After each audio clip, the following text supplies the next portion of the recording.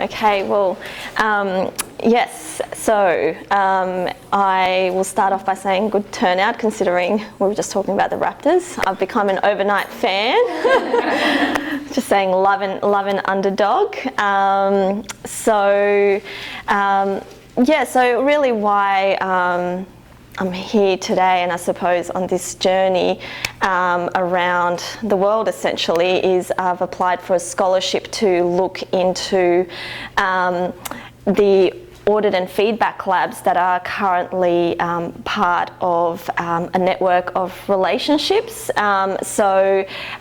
Jeremy and Noah work in this area of audit and feedback. I'm not quite sure how much. Obviously, a lot of the team are here. So that's something that's really interesting to us within Australia and New South Wales. It's a new science, and we're really interested in the model of audit and feedback implementation labs. So I've been to Amsterdam, they've got a group there. Aberdeen in Scotland, London in the UK, Ottawa, and now I'm here. So forgive me if I kind of come in and out. It's been a busy 3 weeks. So I'll kind of today talk about the Agency for Clinical Innovation, which is a state agency within New South Wales, Australia, and I'll show you what that looks like and why I'm particularly interested in it as I have been undertaking the research strategy at ACI, so thinking about how we can leverage research and evaluation for system innovation that we have a remit for in our state. So let me tell you a little bit about our state. So New South Wales, Australia, so we have a population of 8 million residents. I believe the Greater Toronto area is like 9 million or 11 million. I heard those kind of stats.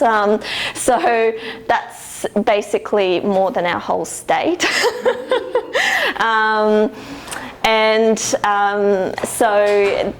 65% live in the Greater Sydney area. So if this is our whole state, really taking out that little chunk is where we're primarily populated, and Sydney forms this little part there.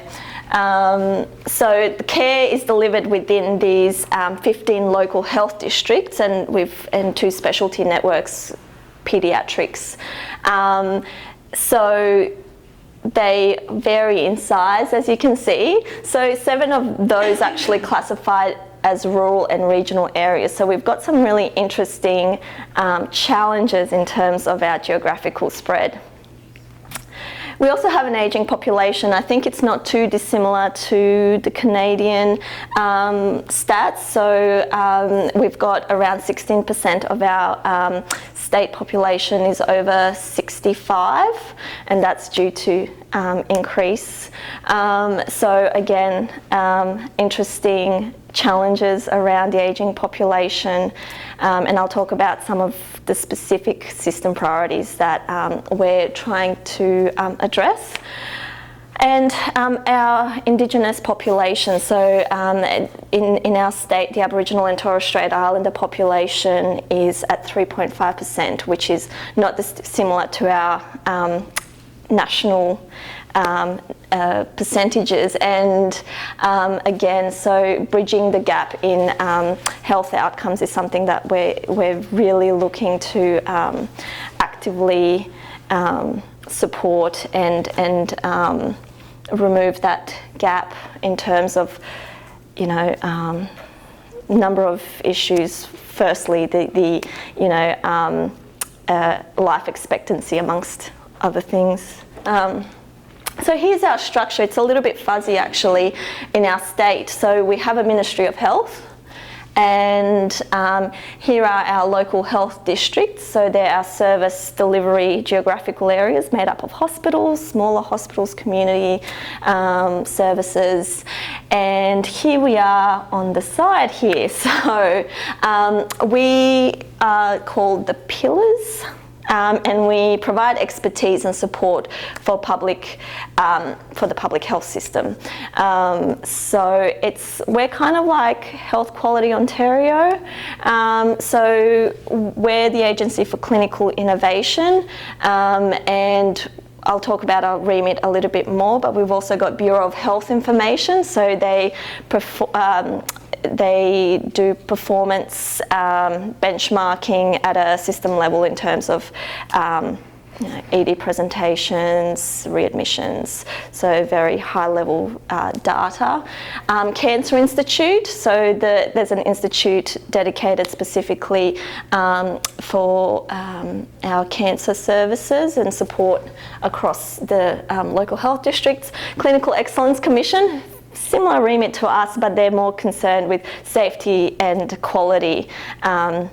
So looking at, reduction in errors at point of care. And also Health Education and Training Institute, that's our education pillar. So with all of us there, it's not mandated. We support the system as required and try to I suppose, address challenges as they're emerging, and I'll show you how we are hoping to do that.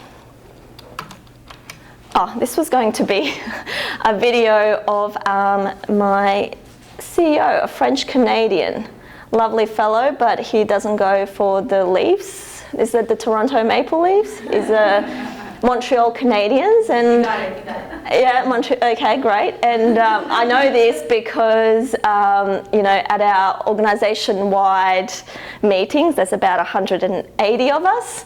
He makes a lot of references to ice hockey, and there was a Slido question around what team he supports, and there was a proportion of us that thought he went for the Toronto Maple Leafs, and he sent dear all, an email saying no. So here we go. So I think he explains what we do a lot better than I. So collaboration. The Agency for Clinical Innovation really is focusing on improving the healthcare system through collaboration with clinicians, collaboration with consumers, collaboration with managers. We want to involve all of those people in identifying new ways to work, new ways to organize care, evaluate those so that we're really bringing best practice to the system, but also then working collectively and implementing this all across the system. The Agency for Clinical Innovation is one of the pillars of New South Wales Health. It really needs to work in close collaboration with local districts, local hospitals, because ultimately these are the settings where clinicians will make the difference, will make the change. And we're there to facilitate that change, really building tools, providing guidelines, building capability in the system so that at the level of hospitals, at the level of outpatient clinics and other settings where we deliver care, clinicians can constantly improve. So it is a collaborative approach. It's really central to our work. Clinicians and consumers can get involved in the ACI through specific projects. They could also get involved in the actual networks that we run. We've got a broad range of networks, and it ranges from highly specialized activities such as cardiology to different types of settings, such as the Rural Health Network. So there's a broad range that would really offer many clinicians and many consumers that have special interests and specific paths that they want to contribute to, a broad choice if they want to get involved, in addition to many projects that we try to do at the local level. So there's lots of different opportunities. I really invite clinicians, consumers, and managers that want to get involved to come to the website of the ACI, look at our School of Redesign program, look at our different projects and our different networks, and please contact us because we certainly have a space for you to get involved and contribute to improvement and innovation in New South Wales.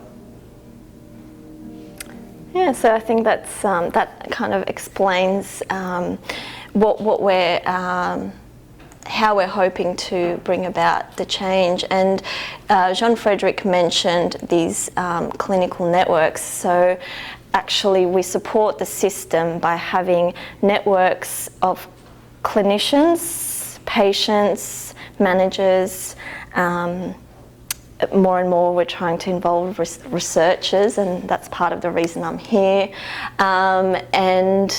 As he mentioned, everything from in terms of A to Z, from aged care, health to urology and everything in between. So, and our clinical networks are run by a manager, and they will support the committees within those networks to really drive innovations and, you know, what might work in one area that a, you know, nurse may bring from this, hospital and say, well, actually we do this in this way. So, and it's been proven to be, you know, it's working for us. So let's unpack that a little bit. Could we scale and spread this?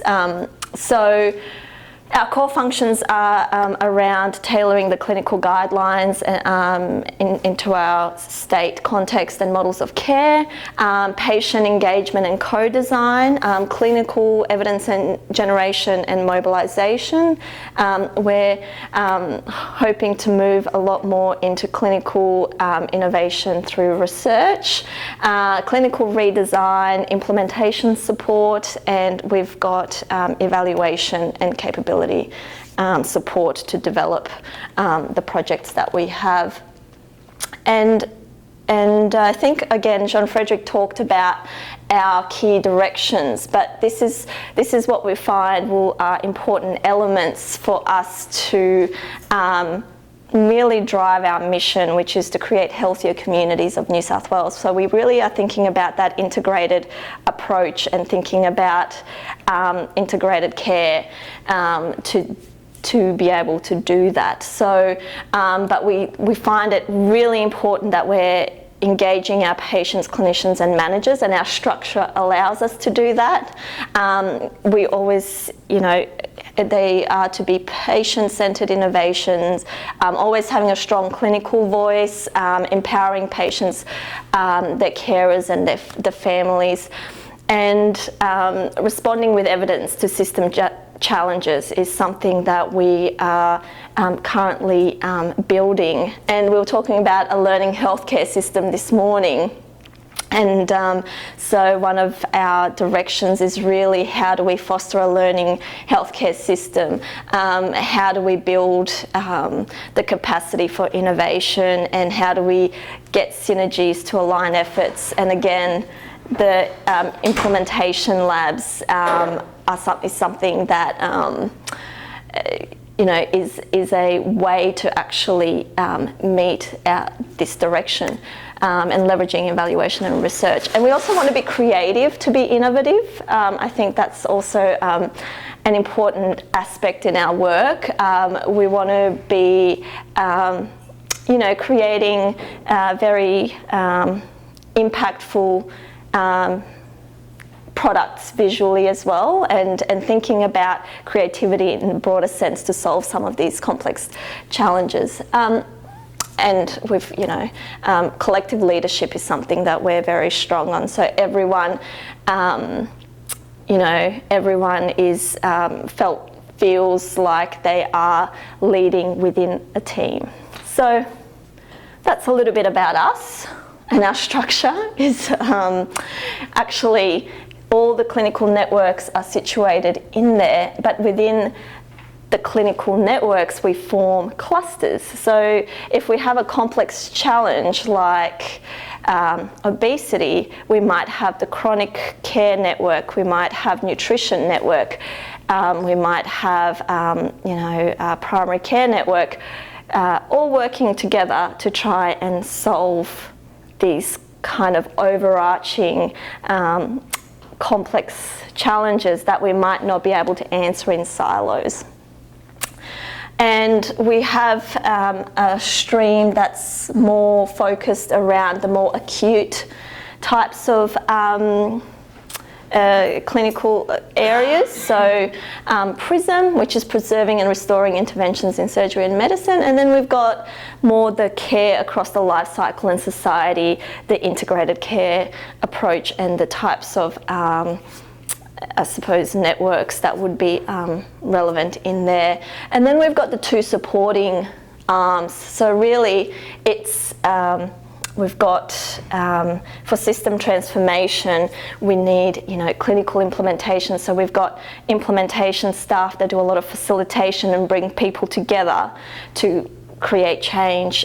We have a redesign program, so and that's a capability thing. And we partner with the university to actually offer I think it's I'm trying to remember it's not a diploma, it's kind of like the name. Yeah, it's kind of like a certificate, yeah, and you can actually go on and do further units, and I think even build up to a formal degree, but I'd need to check that. We also are looking at implementing patient-reported measures as a standard to support clinical decision-making, and also provide additional clinical information that we can link to different data sets for different purposes, which is really exciting, and we've just procured the IT that will go across the system, and that's currently being rolled out. And we've got a economics and evaluation team as well. And we've also got the communication and strategy and people on the other side as well. So does anyone have any questions so far? Yeah, so just to understand where this structure fits into the health system writ large. Yeah. So you're part of the government insofar as you're government funded, and then are you a resource for the clinical side? How do you then connect in with hospitals, independent clinics, community providers, that kind of stuff? What's the mechanism for you to work with that? Yeah, that's a very good question. So there's a few different ways that we can interact. So through the networks, we have the clinicians who are already engaged, so they can bring it at that level. But we also write to the chief executives when there's, planned system change happening, or if we would like to do a certain project with them and partner around that, we will send them a letter and offer or if they have to develop something within a specified time frame, we will offer our support, and it's and it's fairly flexible as to what they require in terms of capability, and we try to meet that. Okay. So here are some of those system challenges I talked about, and I think it kind of reflects similar types of challenges that are found in health systems across the world, especially, so frailty, so aged health, end-of-life care, supportive care. The social determinants of health and healthcare, I think, are becoming much more explicit in how we view, I suppose, our patients and how the system is delivered. Improving experience of health outcomes for Aboriginal people and culturally diverse communities. We're trying to really close that gap. Mental health, again, creating models of care for mental health and treating people in an integrated kind of system.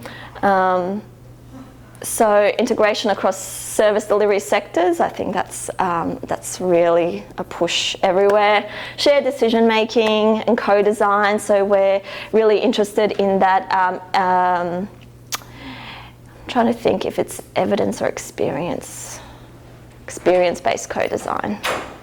And it's that working with patients and their carers to redesign and the models of care and provide that perspective. And we've done 7 projects for that now, and it's been lots of learning. It's been really fantastic capability that we've added. Data analytics, that's definitely something that we're hoping to leverage more of, and identifying unwarranted clinical variation, and then using some of the tools like audit and feedback to narrow that variation that is unwarranted. Does that resonate with some of the things that you've kind of come across in terms of the things that you're working with your partners or your, yeah? Is there anything that kind of you have that you can add on in terms of the Canadian system? Is there something that is a big challenge here that you kind of haven't? No? No? Okay. Okay, so this is how we want to use our networks to get those grassroots innovation towards spread and scale and large scale implementation. And this is like showing us that it's a no-brainer, like, it's this wonderful linear process, which is not, but for simplicity purposes, this is in our strategic plan, and I think it just gives people the flavour of, what that may look like in an ideal world. So it's about scoping the local initiatives and supporting the groups to kind of identify, and there's some priority setting around, what you take on, and do some tests around scale, and then a bit around spread, and then moving on to the large scale implementation and evaluation of that. So I thought I'd mention as well secure seeding for small scale grants. So that's where we're trying to leverage this model, and we offer grants for the state to support them in this endeavour. So it's not a lot of money. We have around $250,000 to give away across the networks, and we really try to get that support have very interdisciplinary groups thinking about these system challenges, and then how can they do some little tests to ensure that we're looking at things that are evidence-based. So that's our emergent innovations model. And there's some things that the government's saying, right, well, we need to move towards value-based care, healthcare, and what is that? So it's the triple aim. So shifting to looking at the experience of care, the health outcomes, and providing efficient and effective care. And so they said, okay, well, let's test this for a couple of clinical areas. So in years 17 to 18, they tasked ACI with supporting the system to move to this new value-based healthcare system, and they said, okay, well, let's look at osteoarthritis, refracture prevention, diabetes, high-risk foot service, inpatient management of diabetes, chronic heart failure, COPD, which is chronic obstructive pulmonary disease, renal supportive care, and since then they've added hip fracture and bronchiolitis, and I think they're now moving on to additional, I think there's going to be wound care as well. And there's other ones as well, but if for cancer specific ones, Cancer Institute is taking the lead on those. If it's to do with, I suppose, what are some of the ones? I'm trying to think. Safety and quality related clinical areas, the Clinical Excellence Commission is leading those. So within this program of work, we decided we'll take on different types of approaches and partnership approach to support the service delivery.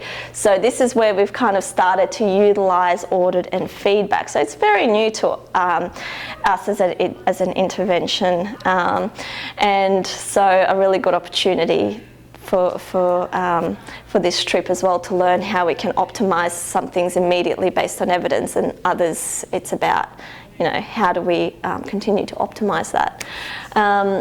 change management, so we offer capability and courses for local change champions, implementation guidance, and our redesign school as well. And we're measuring as we go, so we've got the patient-reported measures, we've got an evaluations and health economics team working on the projects, and we're creating a register called Rove, and we're putting the different bits of data in there so then that we can utilise it to see how we're going, but also, I mean, it could be used for a lot of different purposes, so it's very useful. Have you, so in terms of value-based healthcare, is this something that I know you've just had a change in government, is this a conversation piece at the policy level or at the clinical level, or is this a term that you've heard before? Yeah. I don't want to be the only one talking.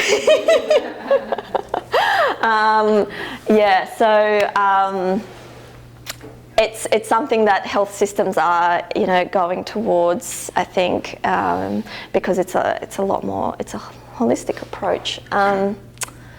Any comments? So to your question, it looks like there's going to be some major health system restructuring, either currently happening today and also happening in the near future, but there's a lot of confusion about what that will look like exactly, and what are the underlying motivators for those changes. Yeah. So this government talks a lot about reducing hallway medicine and overcrowding and wait times. Right. And value-based care might be a means to an end to achieve that. Certainly they're talking more about integrated care. Yeah. But exactly what that's going to look like really remains to be seen. So I think part of the reason we're all being a little bit quiet isn't just because we're shy, because it's not a shy group, but that we don't really know. Yeah. So it's a very interesting time of transition in the system. And come back next year, we'll probably have answers. Yeah. So you've got a Ministry of Health as well, right? Okay. At the provincial level? Okay. And that's where the change has happened. Right. Okay. That's really interesting. Okay. Do you want to just... Yeah. So I'm a student, and I've heard value-based healthcare been tossed around, but I don't really have a good grasp of what specifically is and how it differs from a previous paradigm or another focused healthcare strategy. So could you elaborate on what value-based healthcare looks like and how it compares to other strategies? Yeah, I'll try. I don't have a detailed, I suppose, view of it, but to my understanding that the word value incorporates the experience and of care, so not just focusing on the, I suppose, the financial side of the cost of providing services, which I think was the kind of model that was running prior. I don't know the in and outs, but I think it's very much driven by financial performance, whereas the value based care is incorporating the health outcomes, it's incorporating the experience of care, as well as, so when they talk about the efficient care, that's kind of talking about the dollars. So it's a component, but it shouldn't be the only kind of measure when we're looking at the performance of healthcare systems. Because then, you're putting a band-aid over the problem. Does that answer your question? Yeah. At a high level, I think. I think IHI is the organisation that has proposed the value-based healthcare. So I encourage you to look at their website, the Institute of Healthcare Improvement in Boston.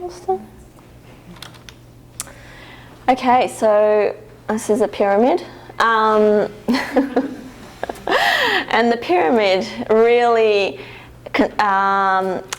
helps us at ACI think about how we actually interact with research and evidence.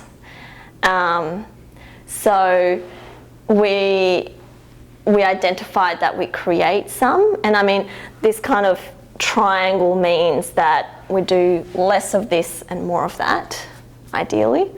So we're involved in some creation of research. We certainly foster research, disseminate, translate, and then use.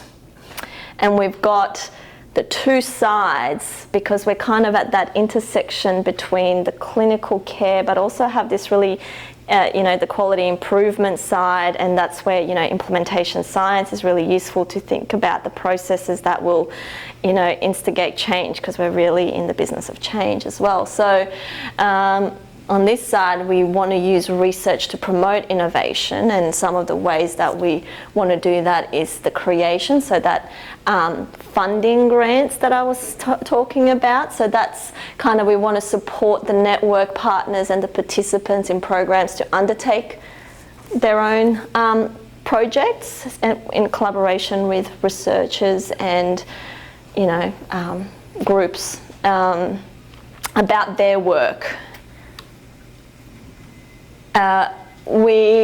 We like to, I think it's important because we have a view of the system challenges. We kind of want to influence research priorities as well. So the funders who give out big money to say, hey, actually, frailty is a big, issue, and it would be useful to generate some research and evidence in that area about how do we best, support the frail elderly in their journey, in their patient journeys, or how do we keep them out of hospital?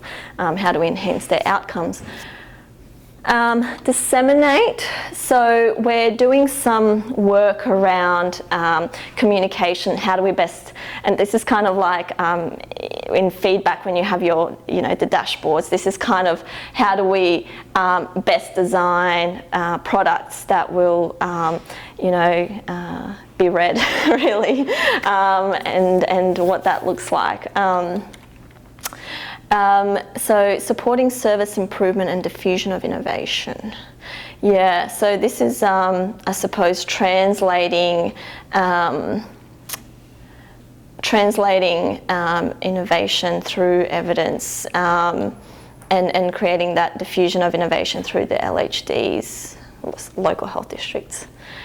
And we want to encourage patients, clinicians and partners to engage with research, and we want to enhance their research literacy and capabilities. That's forward-looking. So when I talk about this work, we've just created a new strategy. So this is looking forward for the next 5 years. So some of these things have not happened yet. This is a path to glory.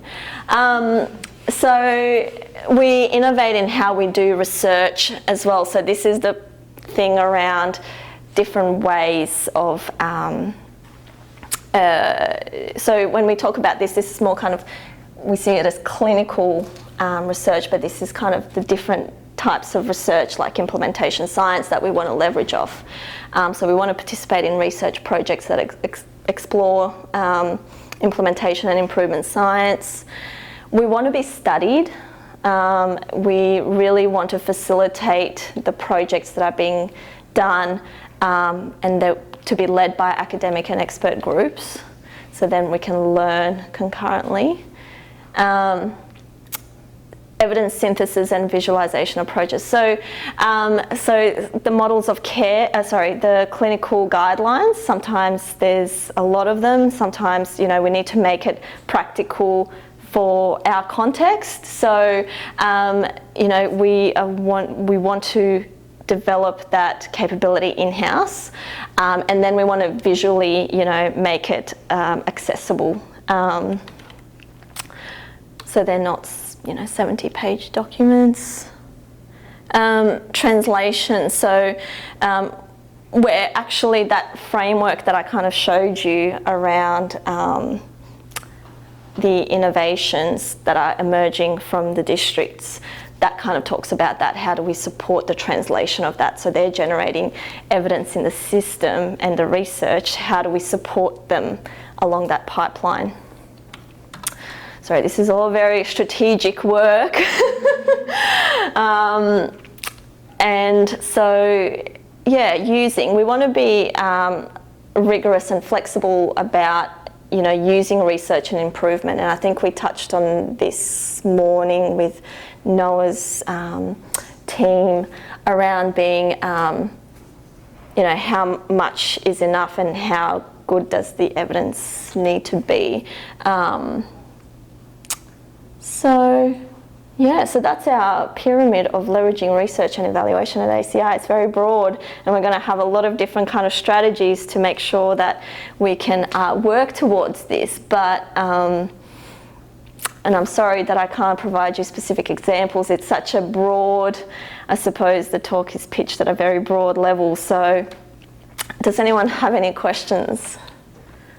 Yes? I actually have a question about evaluation. Yeah. So, I work for the government agency. I work for Cancer Care Ontario, and we... Sorry, Cancer Care Ontario. So it's like the Cancer Institute, yeah.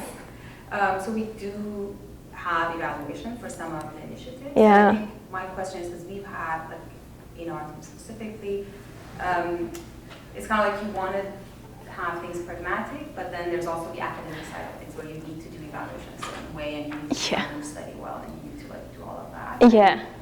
How's your experience been doing that? And I don't know if because you were saying that you're basically collaborating with academics, but then sometimes it's in-house. You're doing things scientifically rigorous, but sometimes that's not, let's say, feasible. And then when you're implementing something and you didn't maybe design it well to begin with, and now you have to evaluate or whatever. So it's a very good question. I think that's something that we grapple with.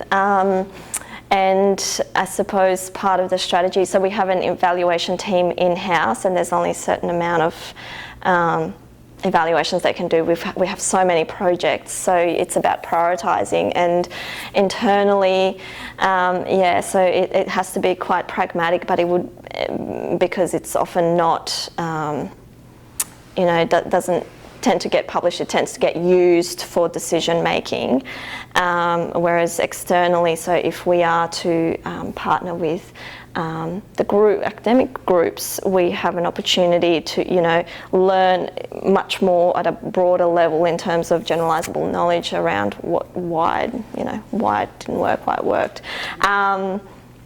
But that external piece we haven't done a lot of yet, so it'll be very interesting how we actually, solve that question of the time required to do something in a rigorous way. Do you have experience, or is this something that you're working through? Yeah, so I think we haven't had a lot of those kind of external collaboration on evaluation specifically. And I think, sometimes it's, you want to kind of advocate a certain model of care or something, and it's I think we have a health clinics model, which we can talk about later. But I think a study was then published that it actually didn't do it as much as we had hoped it would. Yeah. Right, and then it's kind of like, did we design that well? I don't know if it's kind of like you definitely need to have that, but I don't think we all have cancer. I think we kind of struggle with that too, where you need to make a decision. You can't spend years evaluating something, but then you're also spending resources. Something that actually is not effective. Quality of the decision, it's a hard one. I don't have the answer, but I think we've got similar challenges. Yeah, so why I'm here, I think I talked about this. So I think it's also important to build these relationships, and I've learned a whole heap about these labs. Very cool sounding as well, which helps. And it's to inform an evidence-based program of work at ACI, and using these groups to be the object and subject of research. So, how can we study both within our systems but across systems, I think would be really cool. How can we use these labs in kind of the innovation pipelines, because we're trying to leverage more of these groups and bringing researchers and academics into the system, and what does that look like, especially at the level where we're kind of the agency, and we're not actually at the coalface, so that's an interesting challenge. And we have such a broad range of programs, so that's another challenge. Yeah, so how can we use them for improvement at scale? Is some of the questions that I'm pondering on. Okay, so I think that's all I had.